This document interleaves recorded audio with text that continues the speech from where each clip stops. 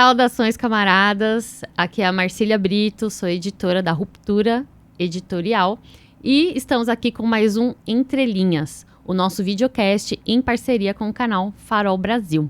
O nosso convidado de hoje é professor de música clássica, doutor em funk pela USP, e o seu trabalho reúne um conhecimento musical, reflexão social, propondo um olhar sobre o mundo através da música. Então, seja muito bem-vindo hoje, Thiagson. Muito obrigado, Marcília, pelo convite. Uma honra falar do trabalho. Além do trabalho dele como professor, ele é funkeiro, palestrante, escritor, compositor, digital influencer. Coisa pra caramba, né? A gente tem muito emprego hoje em dia. O jovem não tem um emprego só. Exatamente. Ele também é autor do livro Tudo que Você Sempre Quis Saber Sobre Funk, mas Tinha Medo de Perguntar, que é o primeiro livro sobre funk escrito por um músico. É isso? Uhum. Cadê o livro? Cadê o livro, Thiagson? Não pude trazer porque esgotou, felizmente, né? Olha e que aí, beleza. Eu tô sem em casa, tô sem até pra mim. Mas a segunda edição deve sair muito em breve. Ah, é? Por qual editora? Editora Tipografia Musical, que é uma editora também especializada em música clássica, edita partituras e tal. Ah, que demais. Tem essa ironia aí. Então, quando tiver, por favor, avise pra gente que nós... Pode deixar.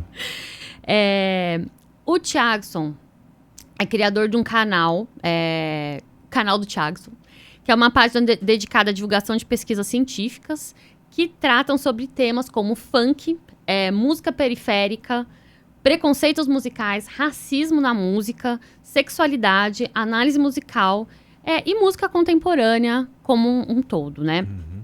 E ele também desenvolve projetos musicais na favela Nova Titã, em Santo André, e é entrevistador e produtor de conteúdo sobre música na plataforma Toca UOL. Certinho? E aí, para quem não segue ainda o canal do Thiagson, vão lá, conferem o trabalho dele. Tá em todas as redes sociais, né? Instagram, YouTube, TikTok. E trazendo esse exercício, esse olhar super interessante para pensar a realidade social através da música. E hoje, nós tivemos o apoio aqui, né? Não pode esquecer de dar todos os recadinhos, do Morrones Vegan. Então, é uma hamburgueria vegana, autoral, de iniciativa do Diogo e da Isabela, que fica em São Bernardo do Campo, aqui na Grande São Paulo. E é um espaço plural, acolhedor, né, que vale a pena conhecer, tanto pelo propósito, né, de ser vegano, tanto pelos lanches maravilhosos, a comida muito boa que eles fazem. Então, a gente agradece demais o apoio no nosso lanchinho de hoje. E é isso. Antes de começar, né, curtam, comentem, compartilhem. Vamos fortalecer os espaços de esquerda, da esquerda radical. Vamos fortalecer o Farol Brasil, para que a gente se torne aí o maior meio de comunicação comunista das redes sociais do Brasil e do mundo. Iniciando, então, agora nossa entrevista, Thiagson. Eu quero que você me fale, né? Primeiro, como é que surgiu esse nome, Thiagson, que é um seu nome artístico, né?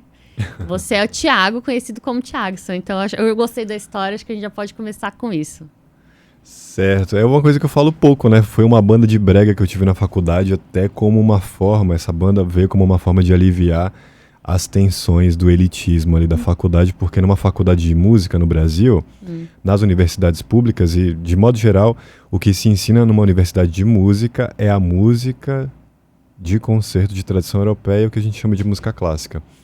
E é um ambiente muito elitista, então a gente fez ali, eu e meus parceiros, que a gente estava um pouco revoltado e meio sem saber o que fazer da vida com essa formação, a gente criou essa banda de brega, que era os The Bregson, porque alguém estava lendo Bergson, aquele filósofo, naquele momento a gente fala Bregson, sei lá. E aí tinha o Rafilson, Padinho César e o Thiagson, né? E aí veio daí. E também acho que é uma forma da gente trazer no nome, na estética, a questão popular mesmo, né? Do Brasil real. Tem uns nomes super criativos aí, saindo do óbvio. Maravilhoso. E conta um pouco, então, de onde que você veio, onde que você nasceu, como surgiu esse seu interesse por música e até a sua trajetória aí, como é que você chegou na universidade. Boa. Eu sempre gostei de música, acho que a música era uma fuga da realidade dos problemas, sempre tive esse interesse, encontrando na música uma forma de sanar as dores do mundo, assim, do que a gente vive. Eu nasci no sertão da Bahia, numa cidade chamada Uauá, que é uma cidade, é sertão mesmo, assim, né? Vim pra cá de busão e tal. Morei um tempo na Zona Leste, na casa dos meus tios, ali em Sapopemba. Você veio já mais velho? Não, eu vim com 6 anos. Ah, você veio criança. Mas minha família todinha, de pai e de mãe, é de Uauá, dessa cidade, que inclusive é uma cidade que tá registrada naquele livro do Euclides da Cunha, Os Sertões. Ah, olha. É um livro que fala sobre a Guerra de Canudos, ele teve lá, ele descreve, ele fala muito sobre o sertanejo. Meu pai sempre citava uma frase que ele diz: o sertanejo é antes de tudo um forte, né? O livro do Euclides da Cunha é muito preconceituoso, ele fala de sub-raça. Mas, enfim, por causa de todo esse contexto do sertão da Bahia, eu me lembro quando eu vim pra cá, quando eu escutava a palavra favela, eu imaginava a planta, porque a origem da palavra favela vem do arbusto, em que os soldados se escondiam estrategicamente na Guerra de Canudos, que é uma planta que tem muito no sertão. E por causa desse nome, se deu o nome de favela. E a primeira favela é o Morro da Providência. Então, eu tenho uma lembrança muito etimológica da palavra favela. Para mim, inicialmente, não era a habitação. Era a planta, esse arbusto que deu origem ao nome favela. Olha muito que louco. demais. Então, o seu primeiro contato com favela foi pensando na planta mesmo. É o contato original. O contato original. Contato. Muito bom. É a teoria mais aceita, né? Do porquê que favela, hoje, as habitações, a favela quebrada se chama favela. Olha só. E aí você veio e morou na Zona Leste, então? Eu fiquei um tempo na casa do meu tio, depois eu mudei para Santo André também, uma região periférica, assim. E basicamente é isso. Fui criado aqui, né? Fui mais socializado aqui, mas a minha família inteira, de pai, de mãe, de todos os parentes são de lá. Não tem jeito, né? Quando a gente tem família nordestina, a gente tem um pezinho lá. Então, a minha família é de Pernambuco, também fui criada aqui em São Paulo, na periferia de São Paulo, né? Nasci e fui criada em Perus. Mas sempre me sinto um pouquinho pernambucana, né? Porque tem todas essas coisas de... A linguagem, a forma de se relacionar, nas férias, ir pra lá, visitar os parentes, né? E tem aquela essa socialização mista, assim, né? As músicas, né? Que os pais escutavam que eram diferentes das músicas dos outros pais que não eram do Nordeste. Acho que a gente sempre acaba pegando um pouquinho dessa socialização. E as palavras, né, também. Você vê minha mãe xingando, os palavrões que ela usa são maravilhosos, assim. Aí, pode crer. Né? E a música? Como que entrou na sua vida? Eu falei... Então, cara, eu não sabia... Eu queria... Meu pai... eu sou filho de pai velho também, né? Quando eu nasci, meu pai tinha 50 anos, a minha mãe tinha 20. Eu sofri de pai velho. E aí o meu pai também... O que acontece? Meu pai veio pra cá em 59, meu pai nasceu em 39, ele já é falecido. Ele veio pra cá em 59 e acabou virando metalúrgico da Volkswagen, virou peão de fábrica. Ele participou, inclusive, da fundação do PT. Então, naquela greve de metalúrgico e tal, histórica, ele participou disso aí, desse processo, participou do processo da fundação do PT. Então, meu pai teve acesso à leitura e ele queria muito ter estudado. Então, ele conseguiu passar isso para mim. Assim, na nossa vivência, na nossa bolha, no lugar que eu fui socializado, a única pessoa que eu lembro de estar sempre com o livro na mão era o meu pai. E acho que ele falou assim, independente do que você quer fazer, estude, né? E aí eu decidi estudar música, porque eu gostava bastante, não tem nenhum músico na minha família. E aí eu encontrei a Fundação das Artes São Caetano do Sul, que é um centro de referência de ensino das artes clássicas, teatro, artes plásticas, dança e música clássica e jazz também. Então, é público? É uma autarquia, então é público, mas ela tem uma autonomia financeira. Então eu fui bolsista, tinha uma mensalidade muito baixa, mas para conseguir pagar sempre eu tinha que trampar lá de bolsista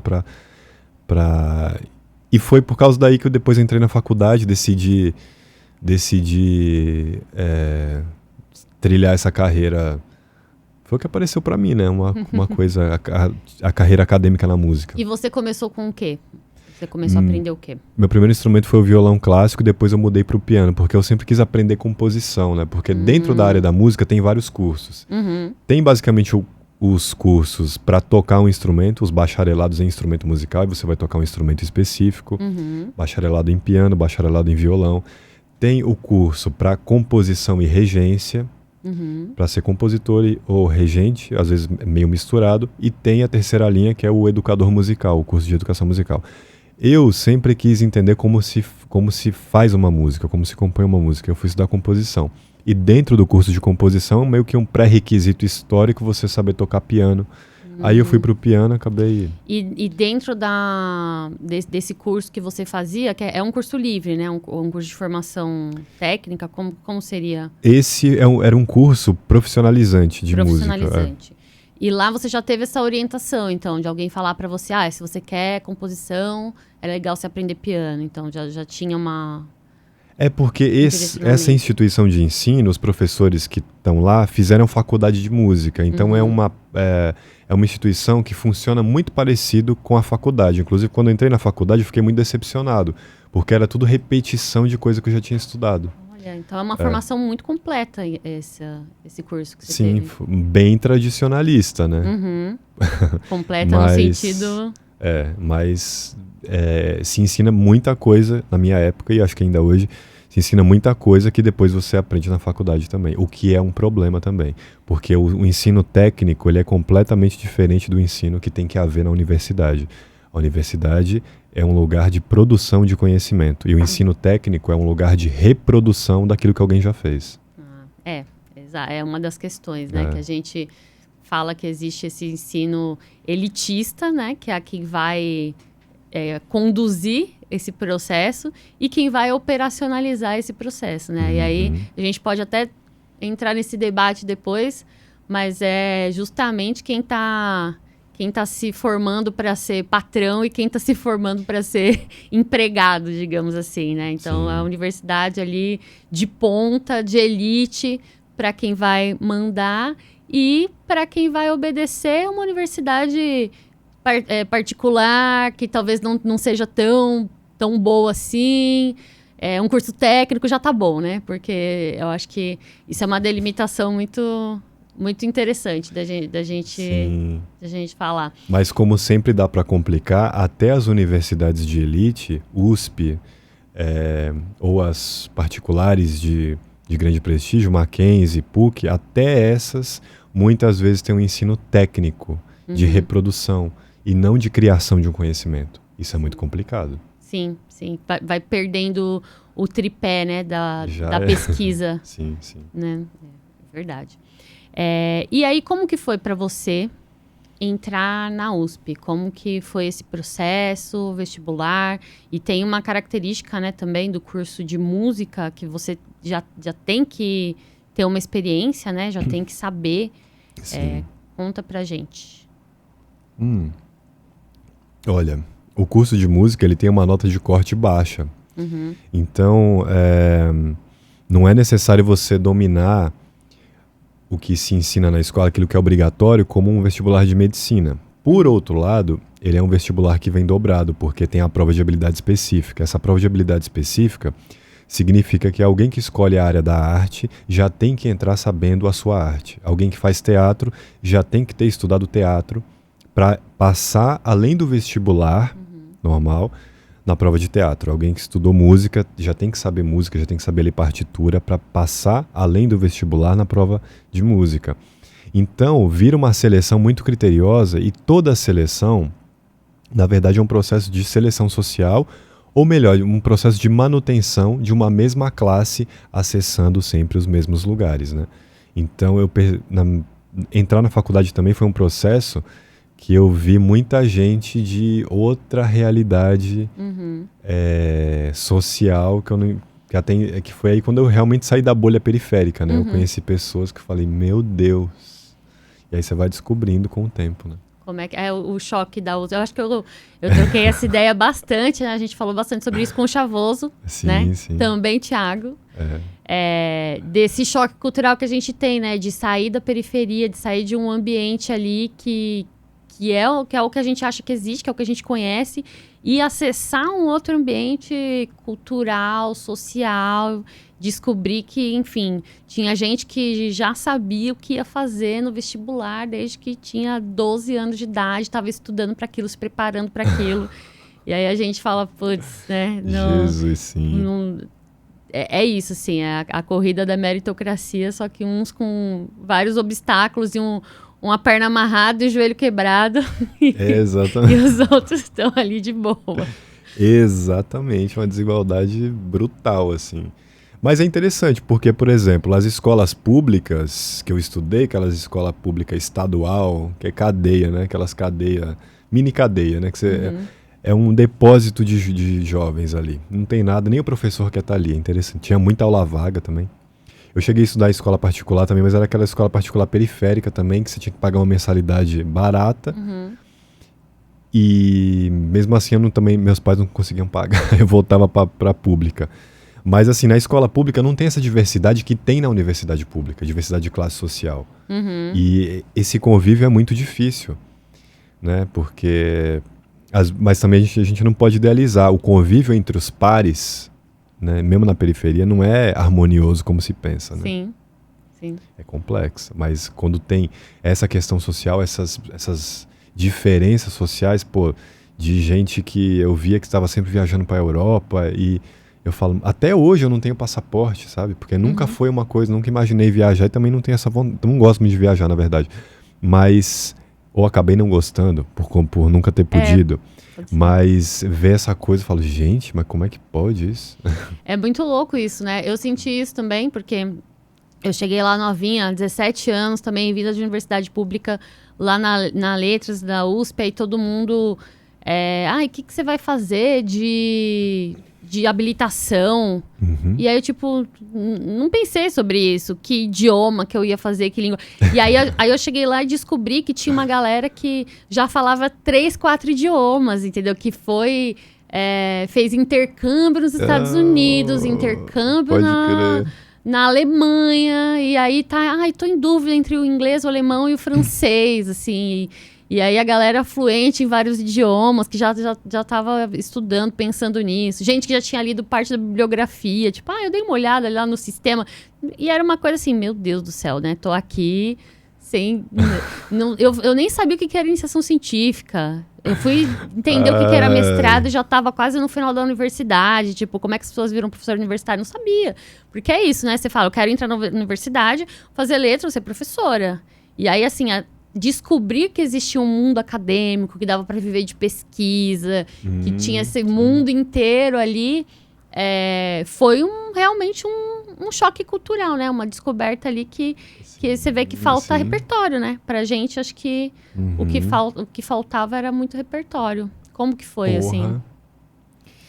Não, eu só ver a imagem aqui da sua história, aquele famoso, tô indo nessa briga de canivete e o cara tá de metralhadora, né? Pois é, né? E aí, o que a gente faz? Se vira, né? A gente se virou. Nem sempre a arma pode definir o destino final. Então, e aí, lá na USP, a gente sabe que tem uma educação que é essa educação que a gente tava falando, né? Bem elitista. Como é que foi o seu curso de música? O que você aprendeu?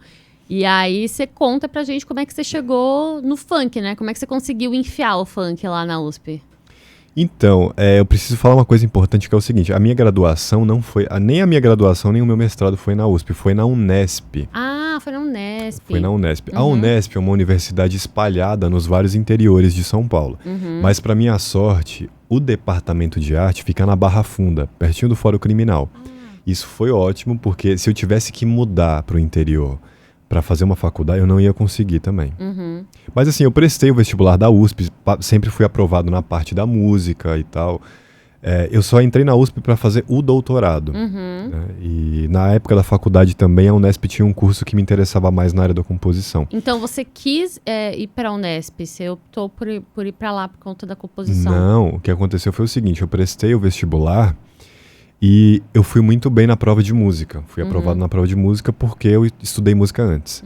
Mas o vestibular da USP, aquele vestibular escroto, eu estudei em escola pública, aquela escola que na verdade era aquela mini cadeia para jovens. Eu estudei nesse tipo de escola pública, então eu não consegui a nota suficiente para o vestibular.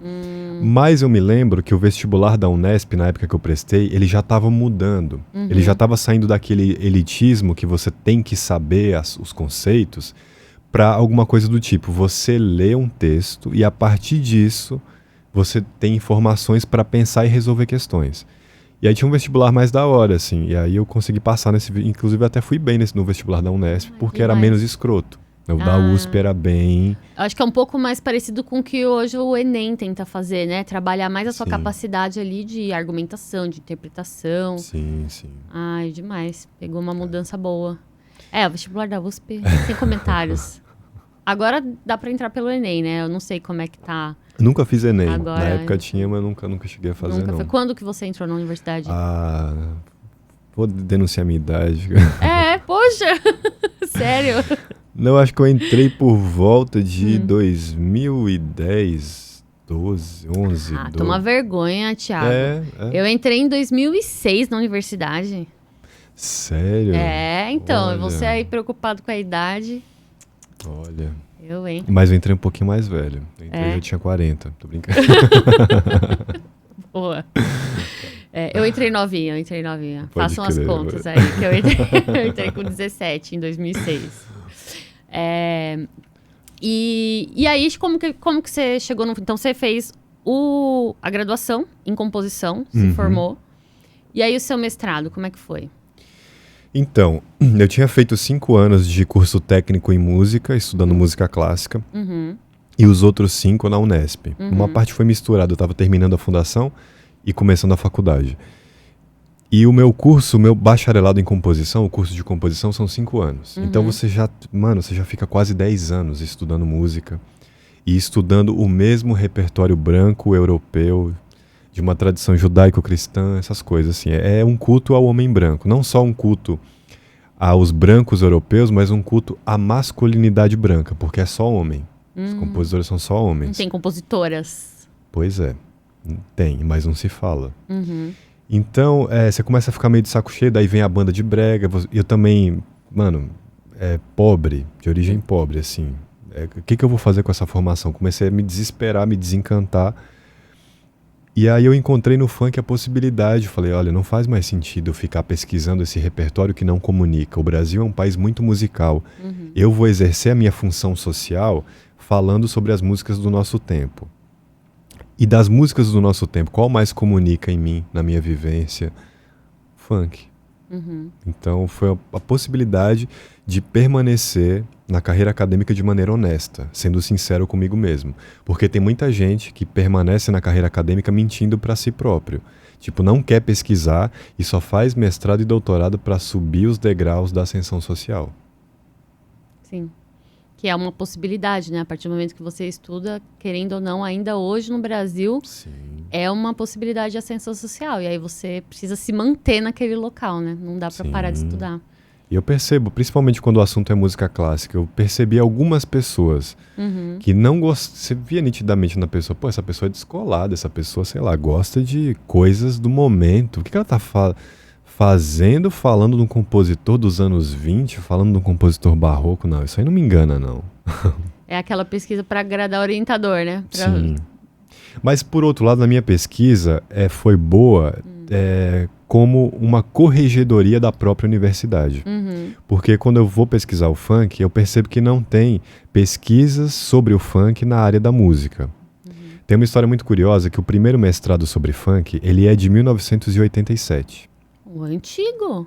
E o primeiro disco sobre funk no Brasil é de 1989. Ou seja, você tem um mestrado que antecede o primeiro disco de funk produzido no Brasil.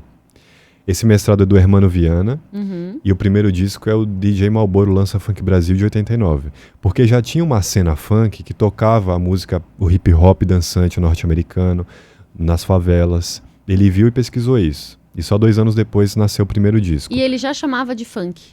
Naquela época era chamado de balanço, tinham vários nomes. O nome funk veio um pouquinho depois dos anos 90.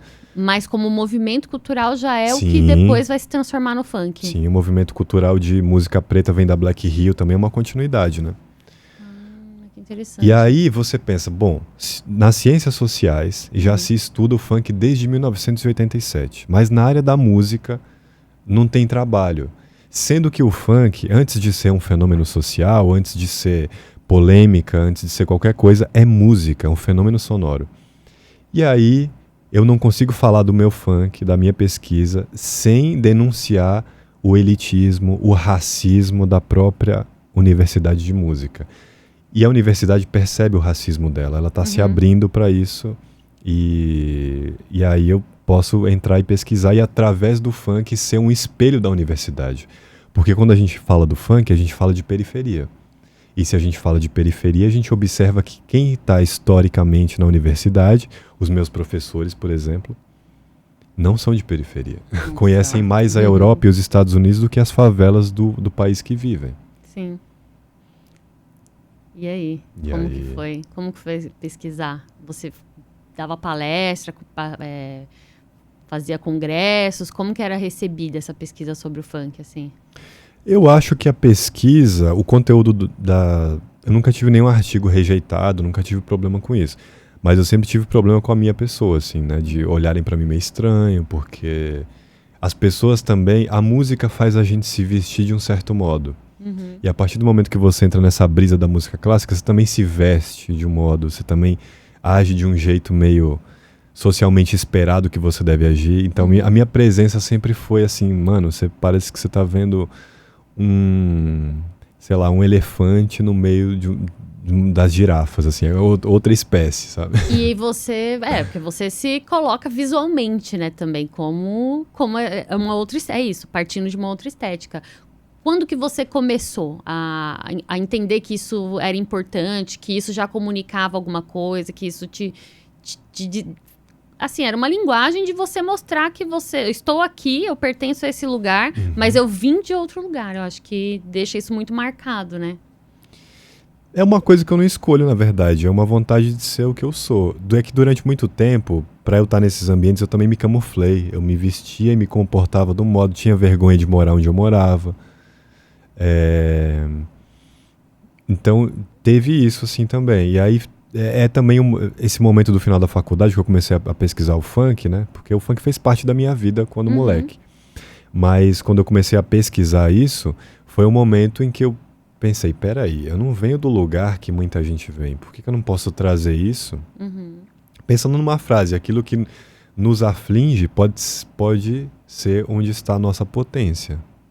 Aquilo que nossa questão mais mal resolvida pode ser a nossa potência.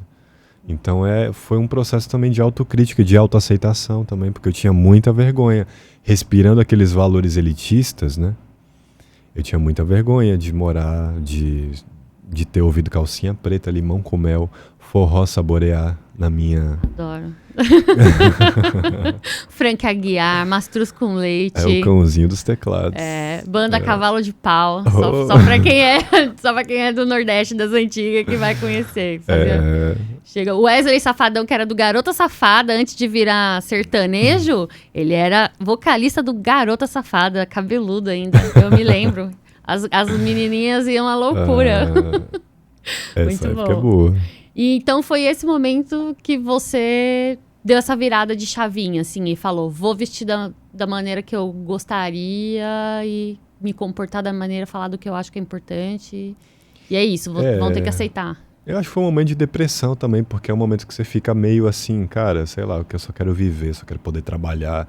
Eu não sei se essa formação e esse caminho, porque a universidade hoje também está saturada. Você forma muita gente e não abriga todo mundo. Sendo que na minha área também tem um problema. A área da música é muito potente no Brasil, tem um mercado musical para muitas coisas. E o trabalho na rede social me abriu muitas portas. Só que na faculdade, as pessoas têm como única perspectiva profissional você passar num concurso e dar aula na faculdade. Ou seja, é uma falência completamente da potência musical, porque a música me permite trabalhar de diversas formas hoje, mas na faculdade não eram me apresentadas essas outras perspectivas. E nesse cenário eu pensei, mano, o que eu vou fazer então? Não vai ter vaga para todo mundo. Eu não sei se eu vou passar num concurso, porque todo mundo que passou no concurso até agora é todo mundo que estudou na Europa e nos Estados Unidos. Eu nunca saí do Brasil até hoje. E aí? E aí? E aí a perspectiva de ser músico, porque se a gente for pensar num percurso musical aqui no Brasil, normalmente as pessoas começam a tocar, começam a cantar com um estudo básico ali da música, e aí elas vão ou estourar ou não, né?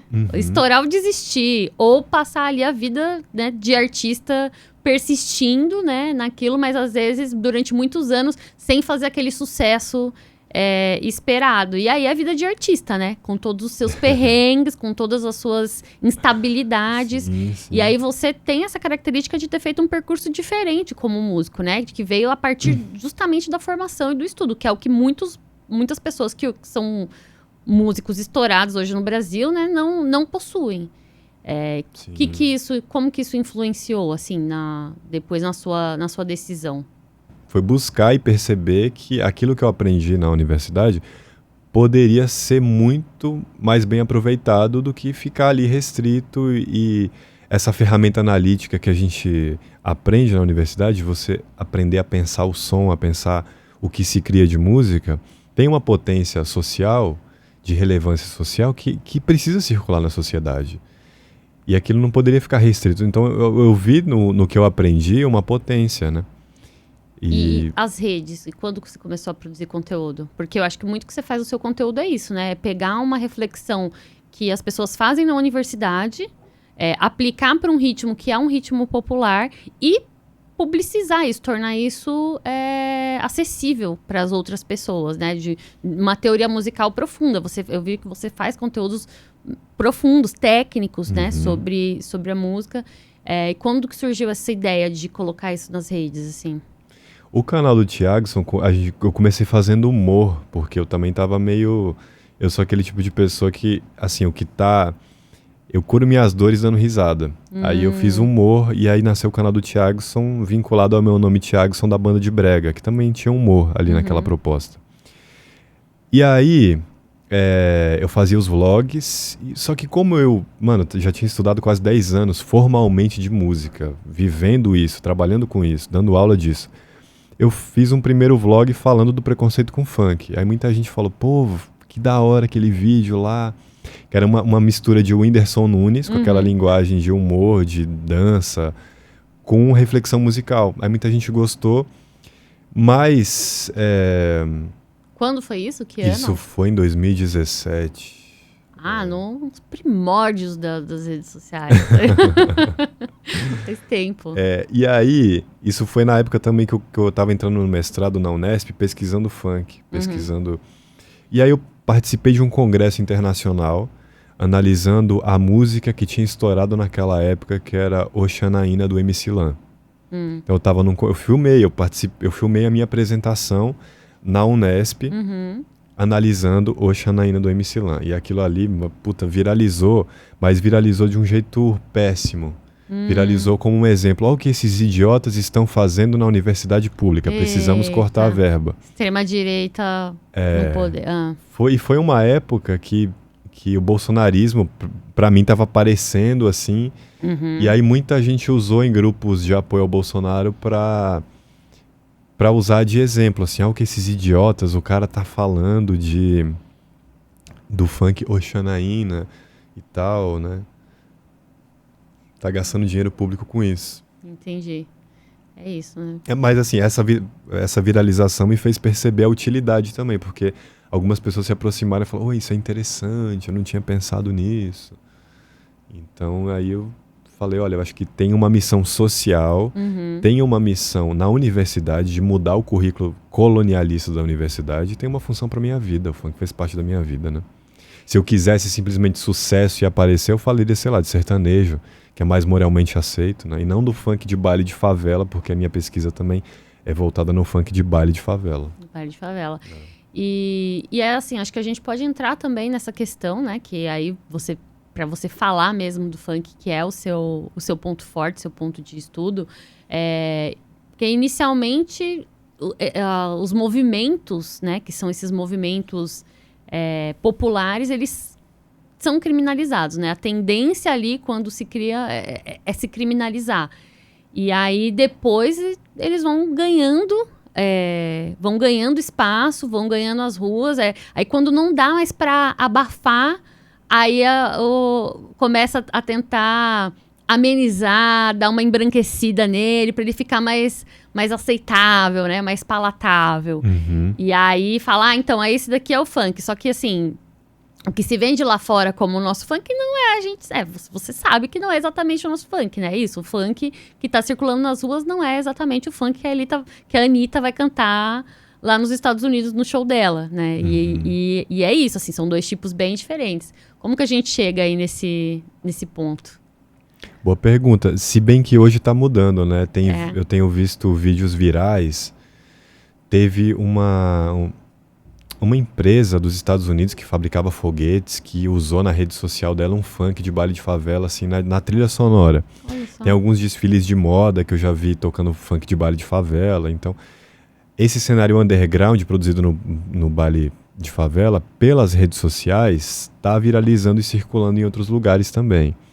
Mas existe essa dificuldade de aceitação, né? Você vê a potência daquela cultura, você vê o impacto social daquela cultura, a capacidade de comoção que as músicas populares pretas sempre tiveram no nosso país. Quando a gente fala de música popular brasileira, ou melhor, música brasileira popular, para sair do estigma MPB, a gente percebe que é sempre criação de pessoas que estão em posição social subalternizada. As músicas populares nunca são criações de dono de indústria ricaço branco, não. Ela nasce coletivamente nos cenários populares e nesses cenários populares vai ter muita revolta social, porque é a parte da população que mais sofre com a desigualdade, né? E nessas revoltas vem o jeito rebelde, vem a rebeldia de classe que incomoda, né? O jeito explícito que o funk canta é político, né?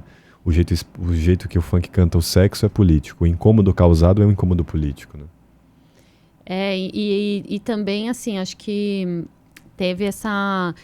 Eu não sei se foi uma mudança de matéria, porque eu não conheço funk desde o início, né? Mas tinha o funk, pelo menos no Rio de Janeiro, tinha a característica de cantar também, que era o proibidão, né? De cantar o crime, de cantar a realidade que eles viviam ali. Eu não sei se nessa época também já tinha o funk com conteúdo mais sexual ou se esse funk é mais recente, assim. Mas, de qualquer maneira, os dois têm essa subversão, né, da ordem, digamos assim, essa rebeldia. Às vezes pode ser uma rebeldia, tem isso também, mas às vezes é só o jeito de cantar e viver periférico que é entendido como uma rebeldia por outra classe social que fica moralmente chocada com aqueles conteúdos. Sempre teve funk de duplo sentido, sabe? O famoso ele tá de olho na boutique dela, esse princípio de brincar que tem muito no forró e tal. No começo dos anos 90 eu me lembrei de um funk do MC, acho que MC Abdullah, que ele falava quer ketchup, fazendo um trocadilho com quer ketchup, né? Aquela coisa. Então antes o funk brincava com duplo sentido. Até recentemente, né, com o exemplo da Tati Quebra-Barraco, Daco é bom. Daco é bom, calma minha gente, é só a marca do fogão. Então começou assim e foi se tornando mais explícito. Muitas pesquisadoras defendem também que foi se tornando mais explícito a partir do momento que a gente tem uma cena feminina produzindo funk nessa vertente putaria, ousadia, como se produzia nos anos 2000, né? Com Daisy Tigrona, Valesca Popozuda, Tati Quebra-Barraco, essas mulheres... As mulheres vieram para despodorar o funk. Exatamente. Então, eu acho que assim, até mesmo na esquerda, a gente sofre de um moralismo, né? Sim. Você fala, defende o funk, que é o funk lá do eu só quero ser feliz. E aí, tipo, e o funk que canta a favela, e o funk que é o funk do morro. Aí esse funk é super aceito como manifestação cultural. E aí, o duplo sentido, eu lembro ali, 2000, 2001, tinha o CD, o Furacão, mas ainda tava nesse campo do duplo sentido. E aí eu percebo que até eu mesmo, às vezes, fico constrangida, né? Porque eu vou até o senta-senta. Acho de boa o senta-senta. Quando, sei lá, de alguns anos pra cá, começou a pica na buceta, na piroca, no cu, não sei o quê, eu falei, meu Deus, é tipo funk que eu tenho vergonha de cantar do lado da minha mãe, sabe? Então, como é que a gente trabalha esse moralismo? Porque, querendo ou não, ele atinge toda a sociedade, né? Uma coisa assim de... por mais que a gente tenha a cabeça aberta, tente se se desconstruir, né? Porque, teoricamente, tipo, qual que é o problema de falar isso? Qual que é o problema de dar nome para as coisas? Sendo que a gente vive numa realidade que tem estupro, tem pornografia o tempo inteiro, com muito acesso, tem uma hipersexualização de criança, de jovem, de adolescente, tem todo esse momento, né, que a gente está vivendo com uma série de problemas, né? Então, por que quando você canta isso parece tão moralmente intragável, assim? Boa pergunta. Eu acho que o funk ele tem essa intenção do choque moral e também do humor, porque uma das características do funk putaria, que é esse funk que toca no baile de favela, mandelão e tal, é o humor também, né? Esse humor escrachado de você cantar o sexo de uma maneira exagerada, sabe? Mas ao mesmo tempo tem humor. Então, eu acho que a intenção do funk é chocar. E esse incômodo, a maneira como se fala do sexo explicitamente, é um incômodo moral, é um incômodo político também, porque as pessoas só enxergam a política, isso me incomoda bastante, as pessoas só enxergam a política quando o funkeiro, o MC, fala de política explicitamente. Mas não é preciso falar de política explicitamente para você ser político. Por exemplo, acho que quando o MC Pedrinho, por volta de 2014, a gente tem um fenômeno no funk que foi a época de ouro, como eu nomeei na minha tese, né? A época de ouro da putaria mirim. Que você teve crianças cantando putaria com aquele timbre infantil, e criança cantando putaria escrachada. E eu nem me refiro à exposição, como no caso da MC Melody, que fazia danças consideradas sexuais, sensuais demais para a idade. Eu me refiro à putaria cantada pelos MCs Pedrinho, Brinquedo e vários outros dessa época. O Ministério Público começou a investigar isso e começou a impedir a circulação dos shows e a circulação da música do MC Pedrinho, que ficou 9 meses sem poder fazer show, sem cantar, numa época que ele estava estourado e ajudando a família. Quando a gente percebe que tem uma criança falando da novinha do boquete bom, uma criança falando como é bom foder uma puta profissional, com aquela voz infantilizada de uns 10 anos, o que isso tem de político? Nada, tem muito. Quer dizer que o que ele está dizendo no fundo, o que ele está dizendo sem dizer, é que infância é uma construção social e que nas periferias não se tem direito à infância. Você tem pequenos adultos. Agora, a gente não problematiza quando a criança está trabalhando, quando ela está vendendo bala no farol. A gente não problematiza essa ausência de infância.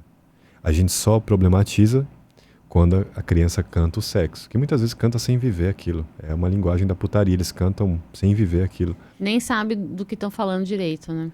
A MC Carol, ela falou assim, quando eu comecei a cantar putaria, eu era virgem.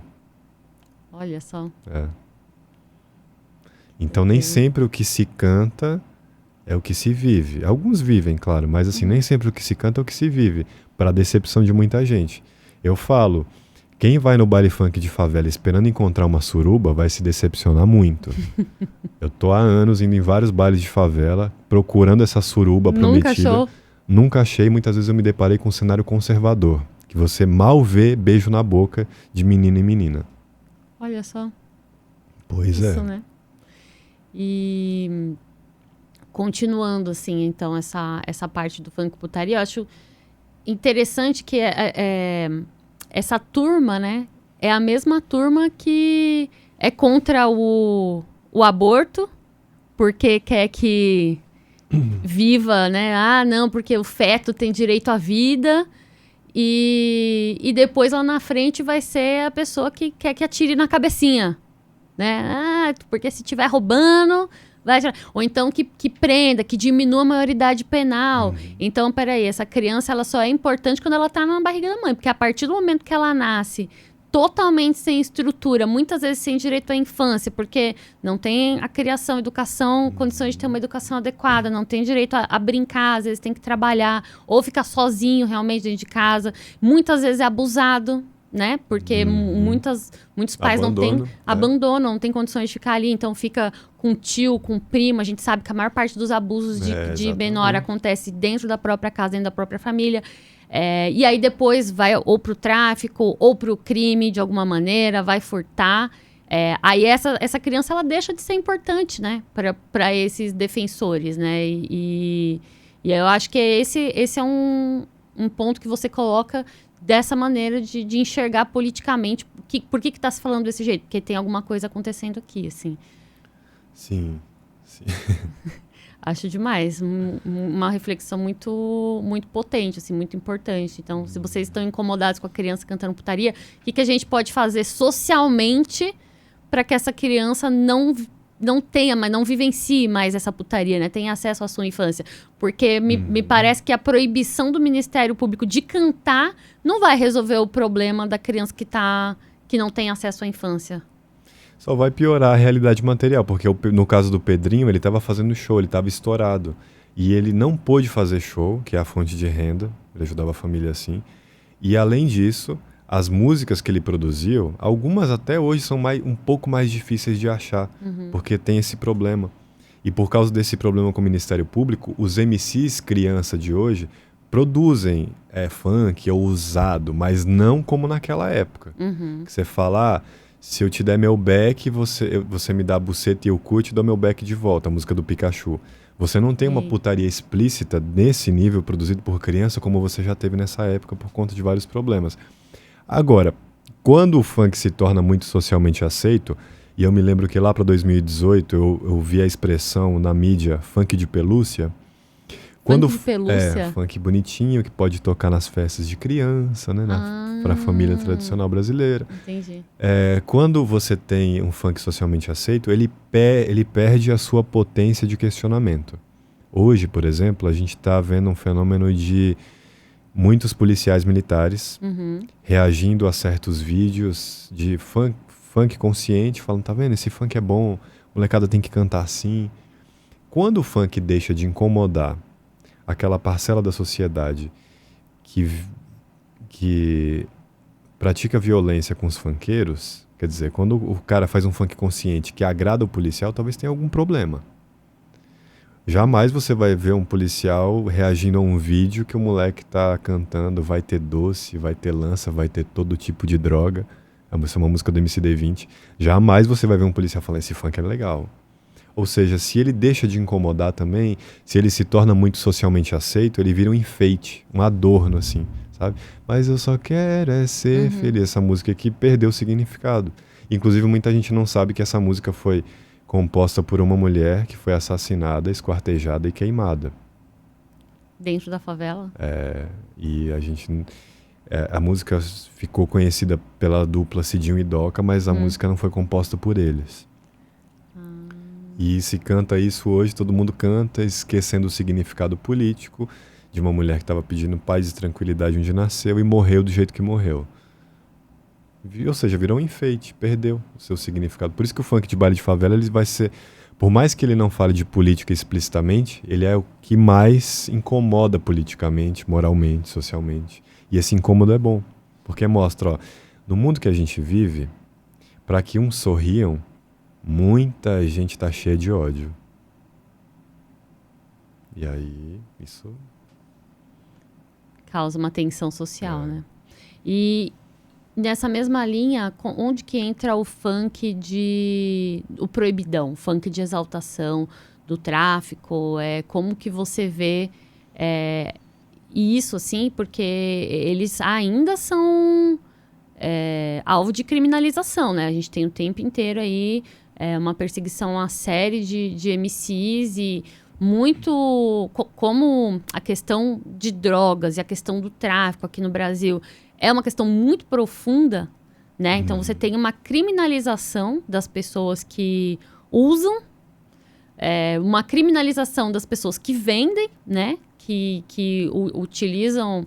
que são trabalhadores do tráfico, né? Praticamente como um meio de sobreviver ali dentro de uma realidade que muitas vezes é negado outros acessos, ou é muito difícil, né, ter esse acesso, e o tráfico aparece como uma profissão. Eu não digo que é dinheiro fácil, porque não me parece fácil a pessoa tá ali botando a vida em risco pra ser traficante e alimentar sua família e ter uma vida melhor. Então, não é o dinheiro fácil. Da mesma forma que eu também acho um absurdo dizer que a prostituição é um dinheiro fácil. Não me parece fácil uma pessoa estar ali nessa posição de subalternidade para ganhar dinheiro fácil. Dinheiro não é nada fácil, mas é um meio que as pessoas encontram para fazer isso. E aí, o funk, né? Então, por esse motivo, por ser muito criminalizado, a pessoa que vende também acaba entrando como apologia, né? Um funk apologético ao crime. Sendo que a verdadeira apologia ao crime é a desigualdade social, né? A gente sabe que quanto mais você tem um país desigual, quando as pessoas passam fome, passam frio, não têm acesso à saúde, não têm acesso à educação, não têm acesso a uma moradia digna, isso é apologia ao crime. E isso é o que leva as pessoas... então, apologia à desigualdade social. Mas o que se entende socialmente como apologia é justamente você exaltar ali aquelas pessoas que a sociedade renega, né? Exatamente. Muita gente confunde, né, na mídia hoje, chama o proibidão. Muita gente achou e acha ainda que o proibidão tem a ver com falar de sexo, falar de tabus. E o proibidão é um tipo de funk que fala especificamente na vida do crime. E muitos proibidões não tem sequer um palavrão. Ele está falando de pessoas específicas que trabalham ali no tráfico, né? E por que tem esse nome? Porque, de fato, tinha uma lei no Rio de Janeiro, que não está mais em vigor, que proibia a circulação de músicas, a publicização de músicas que faziam referência a pessoas do crime, que falasse de Comando Vermelho, que falasse Terceiro Comando, essas coisas assim. Então, tinha uma lei que isso era realmente proibido. Mas o proibidão não quer dizer necessariamente tabu falar sobre sexo. Eu sempre gosto de um exemplo que é de um proibidão que foi composto pro pai do Oruan, Marcinho VP. Foi composto pelo MC Playboy do Complexo do Alemão. E ele vai cantando Marcinho VP, até morrer, Marcinho VP. Ou seja, ele vai contando a biografia do Marcinho VP, onde ele nasceu, quem ele substituiu no crime. E o refrão é esse, Marcinho VP, até morrer. Ou seja, não tem nenhum palavrão, mas é considerado um proibidão porque faz referência a alguém do crime. Esse tipo de produção sofreu muita perseguição. Ela era muito popularizada em CDs piratas, assim. Teve uma época, na internet também foi muito popularizada, mas teve uma época de muita prisão e morte de MCs, então o proibidão, ele existe ainda, mas com uma circulação muito específica, de comunidade para comunidade, é como se fosse um jornal do crime, assim, sabe? Ele comunica o que está acontecendo ali naquela comunidade. Então. Inclusive, teoricamente, as produções que a gente vê hoje que falam do crime não são proibidão. Tem uma pitadinha assim de proibidão, porque o proibidão é uma produção específica que muitas vezes só faz sentido para quem vive aquela vida, porque é muito comum em proibidão você citar nome de líderes, e ninguém conhece esses líderes senão a própria comunidade que está ali trabalhando no crime. Então ele tem uma produção muito específica. Ele não tem mais... O proibidão do que a gente está falando, dos anos 2000, ele é aquele proibidão que tinha esse intuito específico, mas ele vazava para outras bolhas sociais. O proibidão atualmente ele quase que morreu. Ele fica mais específico ali em certas comunidades, né? Em certos bailes e tal. Tem o Morro do Dendê é ruim de invadir, mas com o alemão que aí vai falando ali dos morros e que não dá mole pra polícia. Sim. E parar papapá, então se chegar aqui a gente vai atirar mesmo. E aí esse foi um proibidão que vazou bastante, né? Sim. A gente sabia que era proibido, mas é isso, assim, às vezes pra gente que é aqui de São Paulo... não dizia nada, né? E quando você conhece um pouco mais a realidade do Rio de Janeiro, você entende que é um morro que estava em disputa com outro. Então tem toda uma história ali, né? Sim. E a atualização disso, que seria essas leis agora que estão se fazendo contra o funk apologético, né? Porque você falou que essa lei no Rio de Janeiro caiu. Mas aqui em São Paulo tinha, né, essa discussão, nem sei como é que tá agora, do projeto de lei que ficou conhecida como Lei Anti-Oruan. O que você diria sobre isso, assim? O que você sabe sobre isso? Olha, eu acho que é muito complicado, porque eu penso assim, se a gente considerar que apologia ao crime é um incentivo ao crime, isso não existe, porque quando você para analisar as letras, ninguém está falando venha para o crime, entre para cá, venha trabalhar para a gente. Não, não existe isso. Muitas vezes se canta a morte. Muitas vezes os próprios que cantam a proibidão, eles falam da morte o tempo todo, eles falam que a vida não é fácil. O MC Smith, que foi preso numa época que prenderam vários MCs, Ticão, Smith, por cantar proibidão, ele tem uma música que é A Vida Bandida, que ele fala da vida bandida, ele fala, hoje seremos festa, amanhã seremos luto. Porque na vida no crime se tem a presença da morte o tempo todo. Se você considerar que a apologia ao crime é esse incentivo ao crime, quem é que vai se deixar seduzir pela morte? Não faz muito sentido, né? Só pessoas suicidas, talvez? Não sei. Mas não, quer dizer, não faz sentido isso, não existe essa propaganda. O que existe é uma estratégia midiática de você chamar a atenção para suas pautas políticas através da popularidade de um gênero musical. Então a lei anti-Oruan nem cita Oruan no projeto de lei, mas não importa, porque ninguém vai ler. O que importa é o que circula nas redes sociais, na mídia. O que importa é usar a imagem do Oruan. A política que propôs esse projeto de lei, eu nem conhecia, nem sabia quem era, mas ela se fez ser notada na minha bolha porque ela nomeou o projeto de lei anti-Oruan e aí... Então acho que tem essa ideia. Por outro lado, acho que quando você acredita que a música é capaz de afetar o comportamento ético das pessoas, de afetar a conduta ética, no fundo você tem medo da música. Então os estados que proíbem diversos tipos de música, acreditando que a música tem o poder de influenciar certos comportamentos, no fundo eles estão com medo do que a música pode causar. Então é bem interessante. E sendo bem honesto, eu não acho que a música tem essa potência que a gente discute na opinião pública, essa potência de transformar a vida. Quer dizer, não é a música que vai transformar a sua vida, é o que você faz a partir dela e aquilo que a estrutura social te permite fazer. Se você tocar Mozart num baile de favela, e às vezes no baile de favela tem cenas tristes de um moleque de 10 anos, 3 da manhã baforando lança. Se você tocar Mozart, Beethoven, a realidade daquele moleque não vai mudar por causa da música. Tem um processo social que se impõe. A música é impotente diante desse processo social.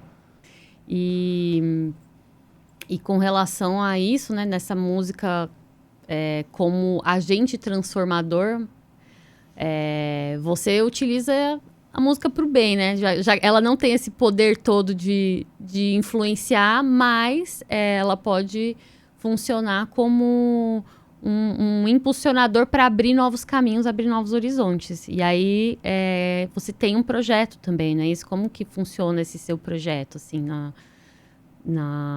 de educação musical para as crianças na sua comunidade? Pode crer. O projeto lá na Nova Titã é um projeto de troca cultural, né? De estar ali com a molecada. Tem um projeto lá dos parceiros, o projeto chama Bolinha Cultura nas Favelas, que procura atuar politicamente através da arte e da música.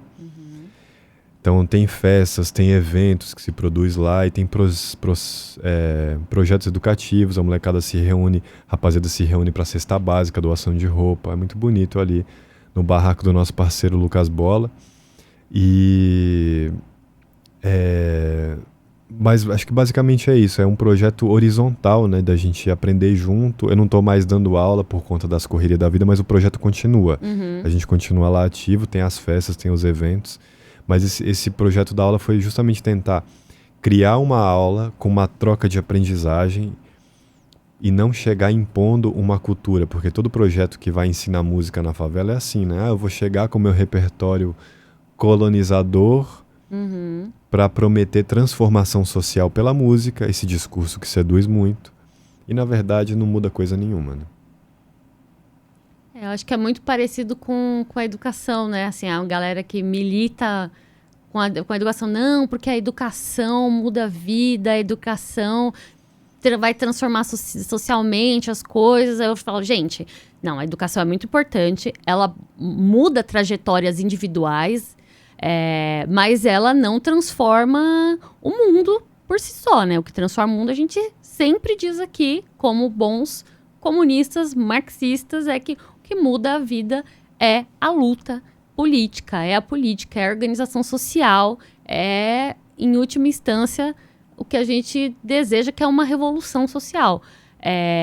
Porque a educação em si, ela pode ser uma educação conservadora, né? Ela pode ser uma educação militar, que hoje a gente está tendo aqui, principalmente, né, nos governos, né, fascistas aí, no governo de São Paulo, a militarização da escola. Então, esse potencial criativo que você tem, a escola já funcionava como uma mini cadeia, como você mesmo colocou. A partir do momento que você tem a militarização desse espaço, ela vai ser uma cadeia de verdade, né? Você vai aprender disciplina e subalternização, aprender a dizer sim, aprender a respeitar o policial. Então, assim, você está criando cidadãos ótimos para serem mandados, né? Para serem dominados, para não questionarem, para não serem críticos, né? Inclusive, um dos ataques, né? Essa arte do poder, o poder transformador da arte, para mim, além de ele arrefecer um pouco, né, diminuir um pouco a pressão do sistema sobre a gente, de ser esse espaço de fuga, de lazer, né, de a gente conseguir sair um pouco da nossa realidade, ele também tem esse papel crítico, a arte também tem um papel questionador. Tanto que nos currículos, a primeira coisa que se ataca precisa enxugar o currículo. Deixa português, matemática, tira aula de música, tira aula de artes, tira aula de educação física, e aí depois foi para esse currículo aí que já tirou todas as outras matérias que tinham mais esse viés crítico, né? Que é, enfim, filosofia, sociologia, etc, etc, etc. Então, a educação, por si só, ela não é transformadora de realidade social. Pelo contrário, ela pode perpetuar uma realidade social. E a música também, né? Então, você tinha citado ali o agro, né? O sertanejo. Nossa, nem me veio a palavra sertanejo, já veio direto o agro, já ato falho. Você vem ali com o sertanejo, por exemplo, que hoje é uma ferramenta, né? É um braço ali impulsionado pelo agronegócio, né?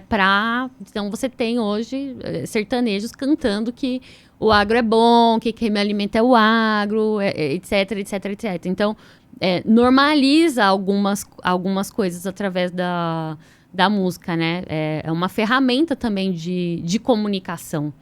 E se o funk está se comunicando ali com a periferia, com as pessoas, o agro está tentando se comunicar ali com o maior número de pessoas, impulsionando o sertanejo, que é bonitinha, socialmente aceita, moralmente aceita, tratando de drogas que são socialmente aceitas, que é fumar e beber a noite inteira também, né? Ali o álcool é socialmente aceito.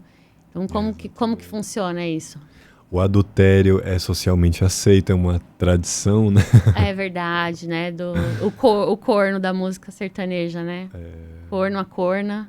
Sim, já tem um projeto colonial instaurado muito bem, que vai nos dizendo que a música do homem branco europeu, de uma tradição judaico-cristã, é superior e que ela tem a capacidade de elevar o espírito e a inteligência. Tem até notícias que falam ainda hoje do efeito Mozart, né?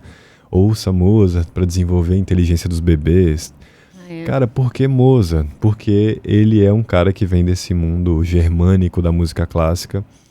Por exemplo, Beethoven, o quarto movimento da Nona Sinfonia de Beethoven é o hino da União Europeia. Né? E aí é por isso que você acha, né, que a Europa é um lugar a ser alcançado, né, chegar naquela inteligência, naquela aparência, naquele status simbólico, né, de detentor do conhecimento. Então tem essa coisa, por isso que o projeto que vai ensinar música clássica na favela é muito bem aceito e se usa sempre dessa lorota de transformação social pela música. Quer dizer, a música é capaz de transformar, acho que a minha vida foi transformada pela música, mas não foi por causa da música, não é por causa de dar um play ali e ouvir, é porque a partir do que eu fiz com a música e, novamente, a partir do que eu pude fazer. Porque isso também é muito falado no caso do rap e do funk. O rap mudou minha vida, o funk mudou minha vida. Eu concordo com eles, mudaram sim. Mas tantas outras pessoas ouvem rap, gostam de rap e continuam no crime, porque, infelizmente, não tem espaço para todo mundo da maneira como a nossa sociedade caminha. Muita gente gosta de música, ama música, mas às vezes vai pro tráfico porque foi ali que conseguiu viver, porque a estrutura social se impõe. Você pode amar a música, ser um grande compositor, mas a estrutura social se impõe. A gente só faz aquilo que dá para fazer. Não é todo mundo que tem a chance de sair do tráfico. Não é todo mundo que tem a chance de parar a se dedicar à música. Então é muito cruel também exigir que a música tenha esse poder. E eu tô falando isso também porque na Venezuela tem um pesquisador britânico chamado Jeff Baker, que ele analisou um projeto social que se tornou muito, muito grande, imenso, chamado El Sistema, na Venezuela, que prometia transformação social pela música, mas na verdade não transformava coisa nenhuma. Chegava com uma educação de música clássica extremamente autoritária. Quem se destacava como uma competição ali, sabe? Uhum. E aí levava isso para o mundo. Olha, mudamos a Venezuela. E aí isso começou tudo bem, isso nasceu numa Venezuela socialista, mas isso foi incorporado depois por governos neoliberais. Isso chegou nos Estados Unidos, com essa mesma mentalidade de transformação social, porque isso vende, as pessoas compram e acreditam.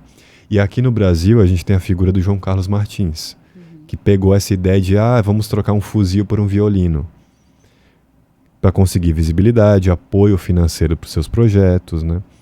Então, essa ideia de transformação social pela música ela é muito cruel. Ela promete muito, entrega muito pouco, e quando entrega, é uma educação autoritária, colonizante, é uma educação competitiva, completamente neoliberal.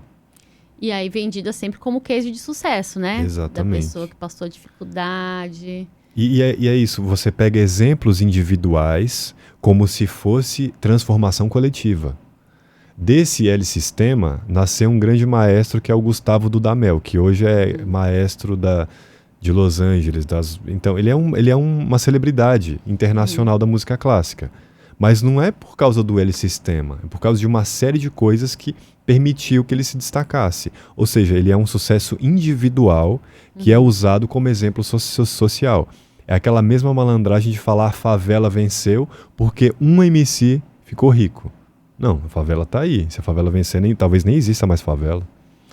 Eu acho que essa é uma discussão que a gente tem que fazer, né? Porque o que a gente acredita enquanto comunista, enquanto socialista, é no projeto de ascensão coletiva. E o que o sistema vende pra gente, principalmente o sistema neoliberal, é o projeto de ascensão individual. Então, aquele que coloca toda a responsabilidade do seu sucesso ou do seu fracasso em você, no seu desempenho, no quanto você se esforçou, no quanto você estudou. E aí, a gente... E existem, né, esses exemplos, só que eles são 1 em 1 milhão, para ser usado como o exemplo neoliberal, o exemplo de meritocracia, de que se você trabalhar muito, você vai vencer. Eu acho que isso acontece com várias coisas que mudam a realidade mesmo individual das pessoas. Então, por exemplo, o garoto que vai se tornar jogador de futebol. Então, de milhares de garotos, você tem um ali que vai se destacar, que é um grande talento e vai se tornar um jogador. Dentre milhares de músicos, né, desses projetos, você tem um que vai se destacar. E assim como o nosso caso, digamos assim, né, da gente... de uma realidade, de um contexto periférico, de uma escola pública, você vai ter alguns ali que vão conseguir entrar numa universidade pública e vão conseguir seguir uma outra trajetória. Isso fez com que... o fato de eu ter entrado na universidade e de ter mais pessoas periféricas agora entrando e mais pessoas negras entrando, é muito importante, né? Porque a gente está ocupando esses espaços, né? As pessoas estão ocupando esses espaços.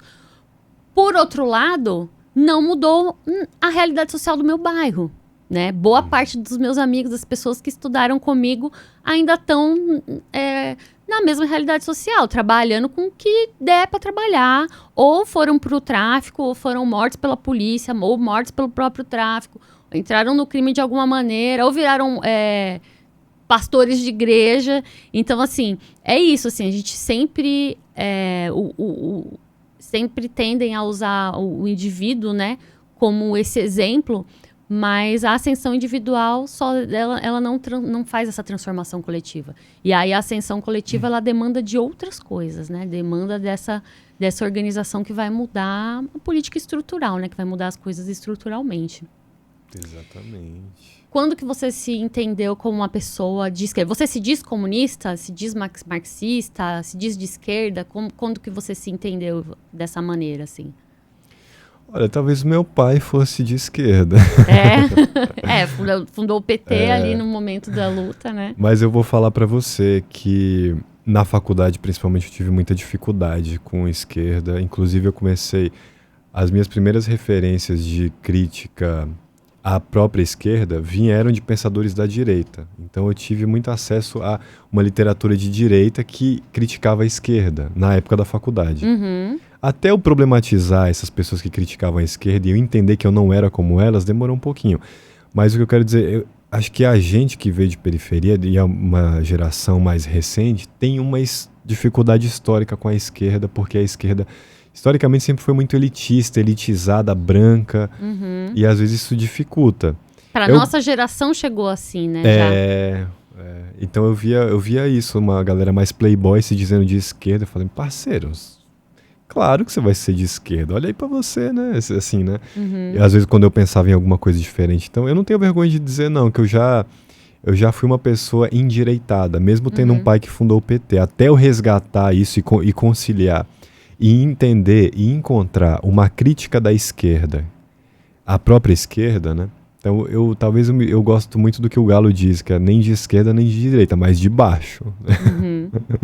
Mas claro que eu tô nessa causa coletiva, mas a esquerda para mim me lembra dessa dificuldade histórica. Eu tô mais à esquerda, sem dúvida, mas assim, eu prefiro pensar como essa pessoa de baixo, prefiro mudar um pouco o paradigma esse paradigma horizontal, pensar no paradigma vertical. Eu tô de baixo, tô na luta dos de baixo. Pensar na pirâmide, né? Sim. A gente tá na base da pirâmide ali. Demos uma subidinha, né? Já fez faculdade, a gente já subiu um pouquinho ali a pirâmide, mas a nossa origem tá lá na camada. E a origem dificulta a ascensão social porque a pobreza é algo que se herda. Né? Então, para ter dinheiro no nosso mundo, você tem que ter dinheiro. É um pleonasmo. Sim. Então, quando você vem de baixo, é difícil ascender porque é complicado. Mas o meu referencial teórico são pessoas de esquerda, intelectuais e tal. Então, eu tô mais à esquerda. Eu só tenho essa dificuldade com a própria esquerda, porque tem hora que eu não tenho paciência, não. Mas você é marxista? Chegou a... Sim, eu acho que eu faço uma análise bem materialista da realidade. Inclusive, uma análise bem materialista da música. Da realidade material das coisas. Então, nesse sentido, marxista, mas eu tenho dificuldade, confesso, com esse termo. No sentido de movimento também, né? No dos movimentos que hoje reivindicam o marxismo, você quer dizer? Não, no sentido histórico mesmo, né? No sentido de olhar para as pessoas que falavam isso historicamente, você fala, mano, não é gente que veio de onde eu vim.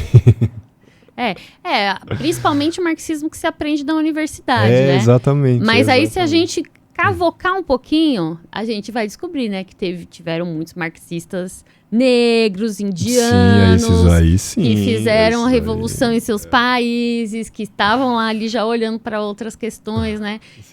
Esse marxismo que se aprende na universidade, assim como a música que se aprende na universidade é elitizada. Nossa, eu lembrei que eu li recentemente alguma coisa que falava assim que até academicamente marxista tem vários significados.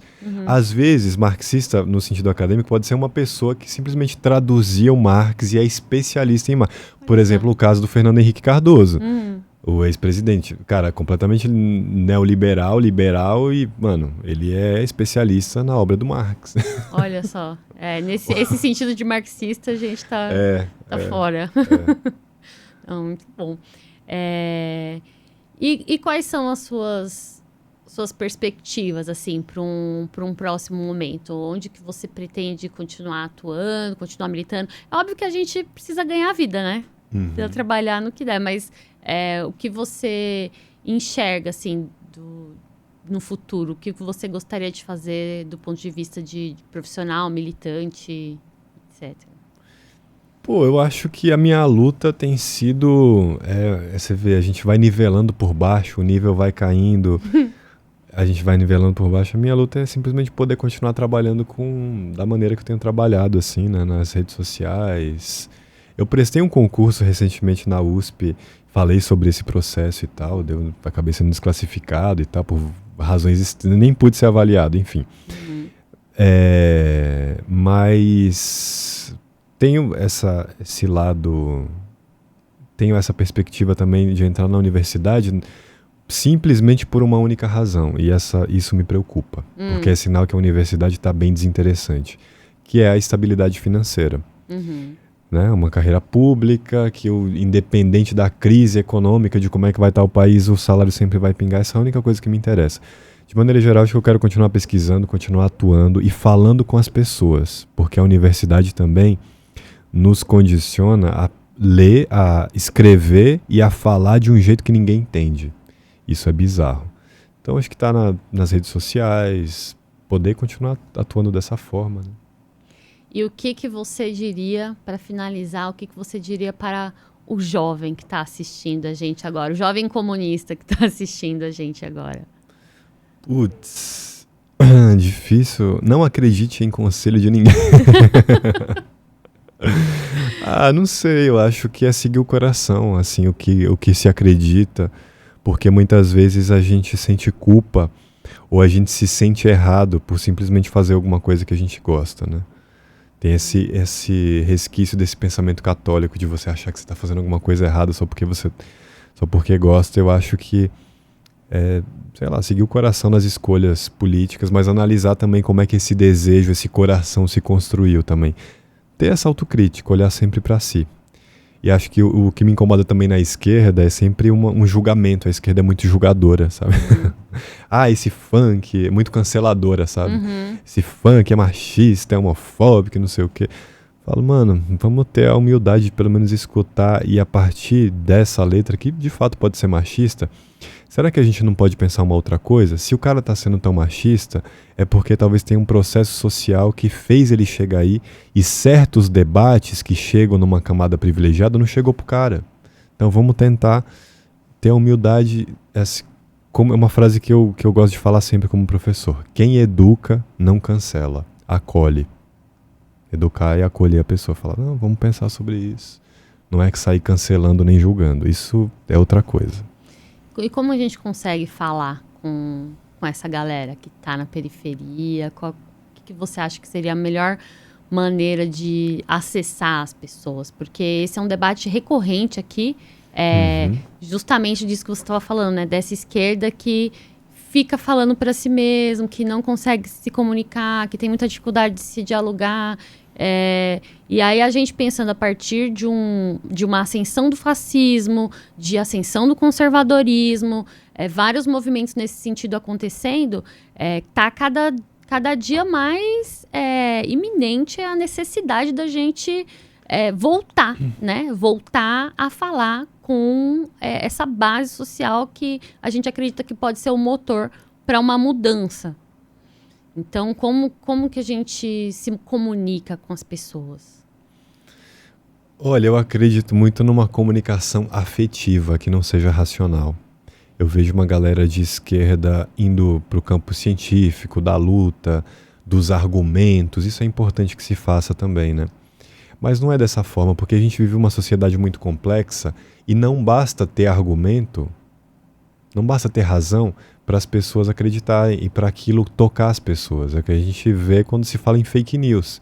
Fake news são coisas que não têm base na realidade, mas que têm uma comoção, ou seja, pega pelo afeto. E eu acho que esse pegar pelo afeto é uma coisa que a esquerda não tem muito bem desenvolvida. Eu vejo, por exemplo, mais recente eu tenho visto humoristas de esquerda. Isso é interessante, pega pelo afeto. Pessoas que não falam de política, mas fazem política. Eu gosto de uma frase de um pensador francês chamado Jacques Rancière, que ele diz assim: a arte faz política antes dos artistas. A música também é uma forma de fazer política que pega todo mundo. Quando você vai ver um funkeiro de sucesso, uma funkeira, tem pessoas que seguem esses e gostam, que são de esquerda, que são de direita. E é isso, é conseguir pegar pelo afeto. Ficar no campo muito do discurso político e falando de esquerda, de direita, só afasta. Acho que é saber isso, saber comunicar pelo afeto de diversas formas, saber que o argumento é insuficiente, que a ciência é insuficiente, que não se convence ninguém. Eu não trabalho com a ideia de convencimento. Eu só quero trazer para perto de mim aquelas pessoas que já pensavam como eu antes de me conhecer. E só vai me odiar quem já me odiava antes de me conhecer. Não acredito nessa ideia de convencimento. Demais. É muito boa a nossa entrevista, gostei muito da nossa conversa. E agradeço demais a você, sua disponibilidade, de você ter vindo aqui, conversado com a gente. Acho que o trabalho que você faz é incrível, de comunicação, de descriminalização do funk. Então, um trabalho super importante nas redes sociais. Espero que você continue. E te ter aqui mais vezes, né? Espero que o programa também, né, nas próximas edições, a gente consiga vir abordar outras questões. E quero agradecer também a todo mundo que nos acompanhou nessa conversa até aqui. Sigam o Thiagson, sigam a Ruptura, curtam, compartilhem, manda lá pro seu amigo músico, manda o programa pro seu amigo funkeiro que quer ouvir uma outra história também, né, sobre o funk, um outro aspecto. Obrigado pelo convite, sempre é uma honra. Obrigado pela abertura, gostei muito do papo. E eu sempre falo que eu fui em muitos podcasts, assim, e a maioria sempre é conduzido por homem. É diferente quando tem uma mulher também. Isso é importante também, isso. Porque é muito... Essa cultura do podcast, eu vejo que ela é muito masculinista, né? Para não dizer machista. Muito bom. Eu nunca tinha pensado sobre isso, né? Por incrível que pareça, é verdade. Tem poucos, né, conduzidos por mulheres. E os que têm conduzido por mulheres, que eu conheço, falam de assuntos femininos, né? Ou são feministas e tudo bem, tá? Não é uma crítica.